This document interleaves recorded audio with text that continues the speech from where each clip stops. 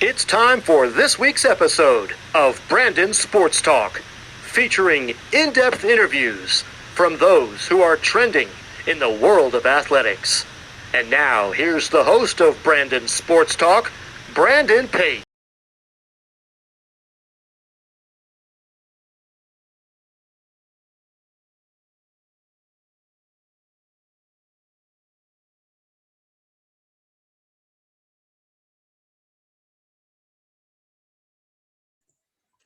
Welcome back to Brandon Sports Talk. In today's episode, I have the privilege to interview the Toronto Six NWHL hockey player, Mikyla Grant Mentis. How are you doing today?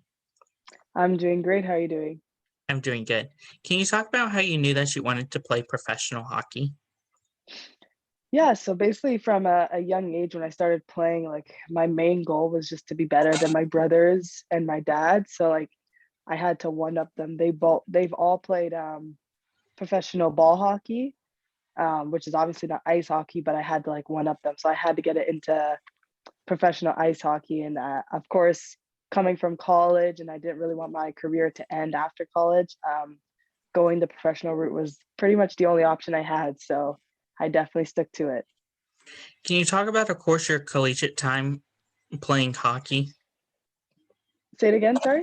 Can you talk about your collegiate time playing hockey? Yeah, it was the best experience I've ever had.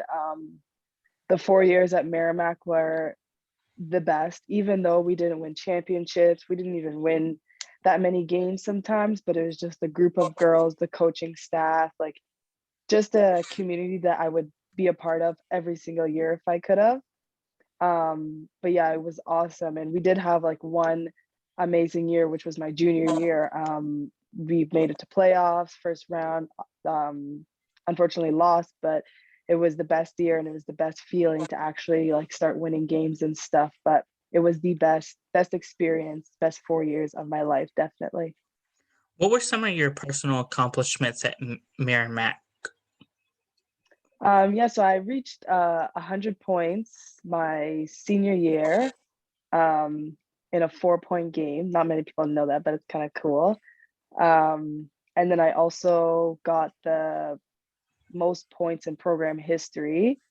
I beat out one of the first year girls. I think 117 points, but I'm not 100% sure. And that's it. I got like a couple of Hockey East awards while I was at Merrimack, and I believe that's it, but I'm not sure. Can you talk about, of course, what it was like to now be the all-time leading scorer for Merrimack? It's awesome. I love the feeling, and I love that my name is up there with Caitlin Ray, which is also another great hockey player that went to Merrimack. And I really just want to see like who's coming next, like who's gonna beat me. That's like my big thing. I just want to see like who's coming up, who's gonna like, challenge me in that position and hopefully beat my score at some point. What was it like whenever you signed with the Buffalo Beauts straight out of college? That signing, it was a little bit hectic, honestly, because my season ended the Saturday night and Sunday like afternoon, I was getting calls from the Buffalo GM to come play for them. But then it was like a lot of roller coasters because we didn't know like how the contracts would work with college players because it's never happened before. And it was a big roller coaster for about 3 days, I would say, with ups and downs and like trying to figure out visa issues and stuff. And then pretty much on the Thursday it was like all finalized. Me and my roommate were able to play. And it was Thursday night. We were on a flight to go to Buffalo Friday morning to play Saturday, Sunday, and have to jet back to school because we had exams on the Monday. So it was kind of crazy, but it was definitely an experience I won't forget. What was it like whenever you put on the Buffalo Beauts jersey as a professional athlete for the first time? It was an amazing feeling, honestly. Like I didn't know what to expect, and especially coming into a team like literally for playoffs and having no idea of anybody on the team really, and like how the team dynamics work and all that stuff, and just pretty much saying like, oh yeah, I'm here to play, but like I don't know really much. So like someone's gonna have to teach me as we're playing the games really. But the first game was a little rocky. I definitely say the first period because I was trying to get my grooves, trying to figure out all the other players and how they play. But after that, it was kind of smooth sailing, and the girls on the team really helped me out and like kind of just coached me while we were like literally on the ice. Like if I was in the wrong position or if I needed to move somewhere, like they would tell me. And it was just a lot of communication in those games, definitely. Whenever you were with Buffalo, can you talk about, of course, playing with Taylor Kersey, Hunter Kersey, and Dominique? Yeah, Taylor Kersey was definitely an all-star on that team. Like I knew before even going there that she was the all-star, and I was like, perfect. Like you just got to get her the puck and she will score. And that's pretty much what my game plan was like, okay, if I'm playing with her, just pass her the puck and she will score. So it was nice to play with her, definitely. What was the transition like for you from going to Buffalo Beauts to now Toronto Six? Honestly, it was a pretty smooth transition because I currently do live in Toronto. So to play in Toronto was so much easier for me, a closer drive for practices and games and all that. And Buffalo would have been like about hour and a half, 2 hour drive every day to go to practices and work out. So it definitely was a better situation for me. And then team wise, like Toronto was an all new team. So I actually had no expectations. Like I didn't really know how um like the team would be, especially with COVID being around. We had no time to like really hang out with each other, to do any team bonding. It was kind of like, okay, we're gonna work out in groups of 5 outside also, and then you're going to get dressed, not in a locker room, just on a chair, sometimes outside in your car, and then you're going to go on the ice with 6 people, and then that's it. Like that's all the communication we really had. And it was kind of hard to like really get to know each other because of that, but it definitely worked in our favor. And after getting to the bubble and everything, we really gelled, and it just was definitely a team that I will never forget. Can you talk about, of course, the transition and what it's like to sign the 1 year contract, where with Buffalo Beauts, you could go easily to Toronto without being like a 6 year contract?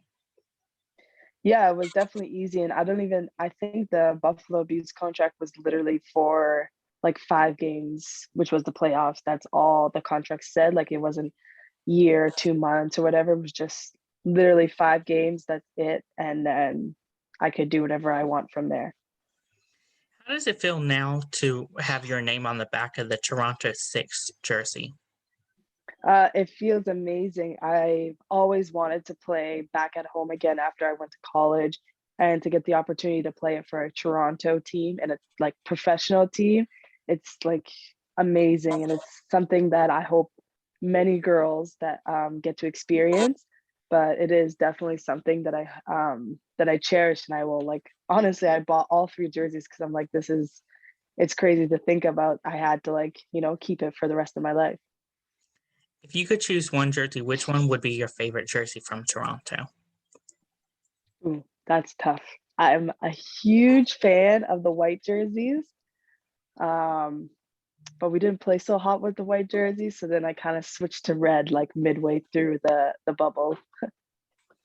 What was it like to wear your jersey for the first time during games and during media day?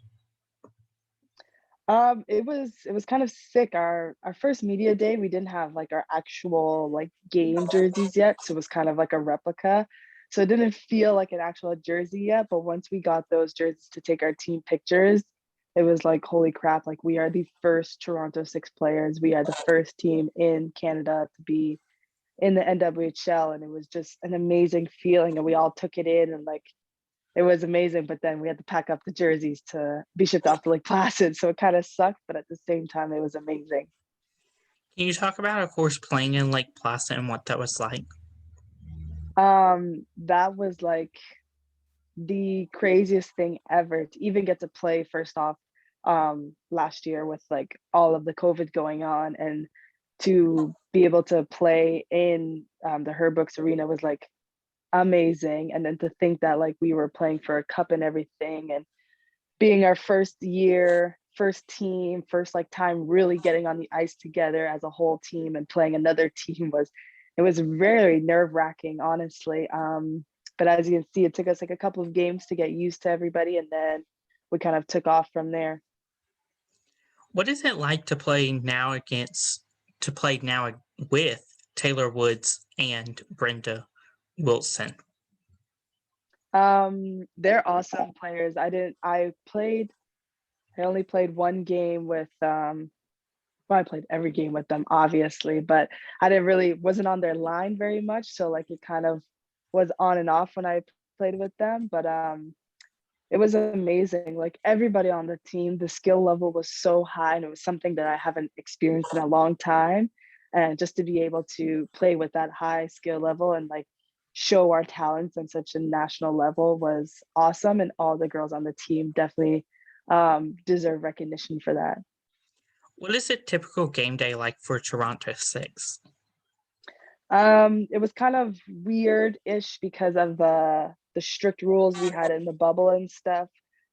But it would be either depending on the day also that we played, because girls would be working during the bubble if we played during the week. So let's say on a weekend we'd wake up for our breakfast, and then if our game was later at night, we would have a pregame skate. And then after pregame skate, we would do video, but like it had to be on Zoom. So we'd go back to the hotel, do video on Zoom, and then we would have some time to ourselves, game day meal, and then another Zoom call for like game tactics and everything. And then we would be off to the rink, and we could either walk individually to the rink, or we had to be on a bus to get to the rink. So it was kind of weird, not normal, but definitely something special with those Zoom calls.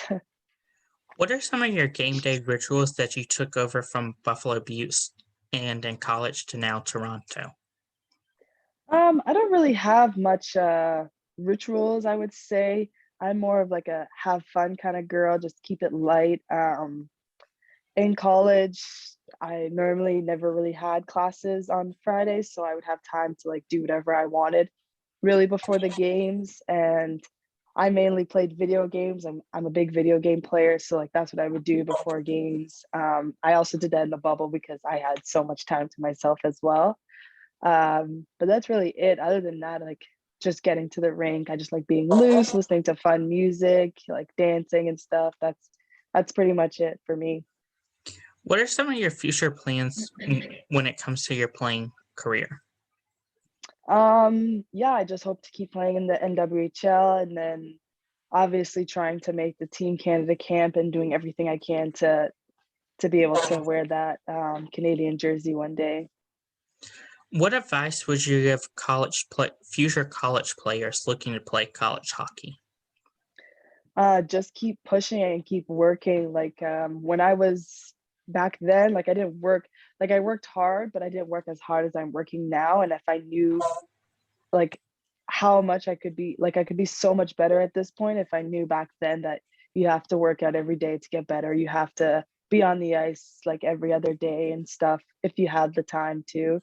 If I knew that back then, like I definitely would be so much better now.